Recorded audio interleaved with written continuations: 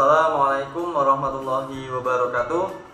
Alhamdulillahirabbil alamin. Allahumma shalli wa sallim wa barik ala sayyidina Muhammadinil Fatihi lima ukhliqa wa khatimi lima sabaqa wa nasril haqqi bil haqqi wal hadila ila siratikal mustaqim wa ala alihi wa sahbihi haqqa qadri wa miqdaril alim. Amma ba'd. Yang saya hormati dosen pengampu mata kuliah pembelajaran IPS SD Bapak Tio Gusti Satria, Magister Pendidikan. Sebelumnya, perkenalkan nama saya Diki Chandra Setia Wibawa, NPM 5019038 dari Prodi PGSD kelas 5F. Di sini saya akan menjelaskan atau memaparkan materi pembelajaran tentang karakteristik pendidikan IPS di Indonesia. Baik, langsung saja saya akan menjelaskan materinya.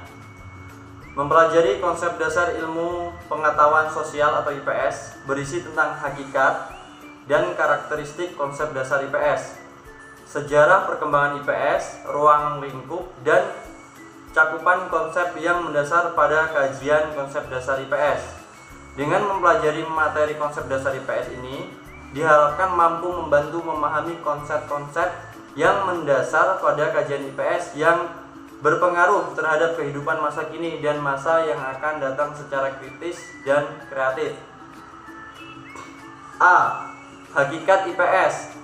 Setiap manusia sejak lahir telah berinteraksi dengan manusia lain, misalnya dengan ibu yang melahirkannya, ayahnya, dan keluarganya. Selanjutnya, setelah usia taman kanak-kanakan, ia akan berinteraksi dengan teman-teman sekelasnya dan dengan gurunya. Sesuai dengan bertambahnya umur, maka interaksi tersebut akan bertambah luas. Begitu juga ia akan mendapat pengalaman dan hubungan sosial dari kehidupan masyarakat di sekitarnya. Hakikat inilah yang membedakan manusia dengan makhluk lainnya. Artinya, bahwa manusia bukan semata-mata sebagai makhluk biologis, melainkan juga sebagai makhluk sosial, budaya, ekonomi, politik, hukum, dan sebagainya. Aspek-aspek tersebut terdiri dari interaksi sosial, budaya, kebutuhan materi, kehidupan, norma dan peraturan, serta sikap. Aspek-aspek inilah yang menghasilkan ilmu pengetahuan sosial seperti ekonomi, sejarah, sosiologi, antropologi, dan geografi. Sebagai dari ilmu pengetahuan tersebut, berkembang menjadi disiplin ilmu sesuai dengan perkembangan masyarakat dewasa ini. B. Pengertian pendidikan IPS. Yang pertama, menurut Ahmadi, ilmu-ilmu sosial yang dipilih dan disesuaikan bagi penggunaan program pendidikan di sekolah atau bagi kelompok belajar lainnya yang sederajat. 2. Menurut Ali Imron, IPS ialah ilmu-ilmu sosial yang disederhanakan untuk bertujuan berpendidikan dan pengajaran di sekolah atau di sekolah dasar. Terus yang ketiga, menurut Abu Ahmadi, IPS adalah bidang studi yang merupakan paduan dari sejumlah ilmu, disiplin ilmu, dan ilmu sosial.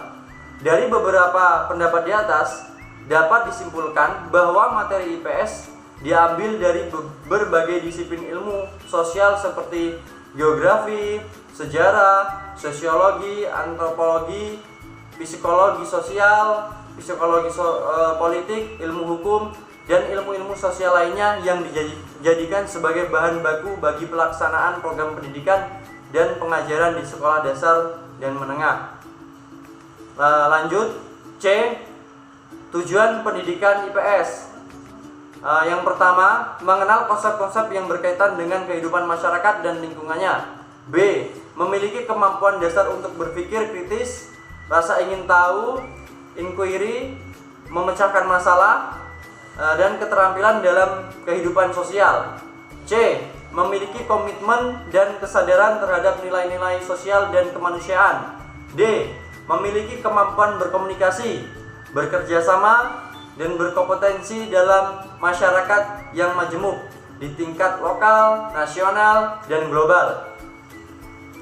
Secara umum, dapat dijelaskan bahwa tujuan mata pelajaran IPS adalah untuk memberikan gambaran sebagai penekanan terhadap sasaran akhir yang hendak dicapai oleh siswa setelah mengikuti proses dan mampu menyelesaikan pendidikan pada jenjang sekolah dasar. Lanjut yang D, karakteristik pendidikan IPS SD. Karakteristik pendidikan IPS yaitu berupa upaya untuk mengembangkan kompetensi sebagai warga negara yang baik, di mana dapat menjaga kerukunan di antara masyarakat sehingga terjalin rasa persatuan dan keutuhan bangsa. Hal tersebut bisa dibentuk dengan cara menumbuhkan sikap menghargai perbedaan, atau menumbuhkan rasa sikap perbedaan yang ada, baik itu perbedaan pendapat, agama, budaya, etnik, dan sebagainya. Lanjut yang F, konsep esensial. Pembelajaran IPS. Konsep IPS tentu saja adalah suatu pengertian yang mencerminkan suatu fenomena atau gejala atau benda-benda yang berkaitan dengan ilmu pengetahuan sosial. Konsep tentang fenomena atau gejala atau benda yang berkaitan dengan IPS memiliki pengertian denotatif atau juga memiliki pengertian konotatif.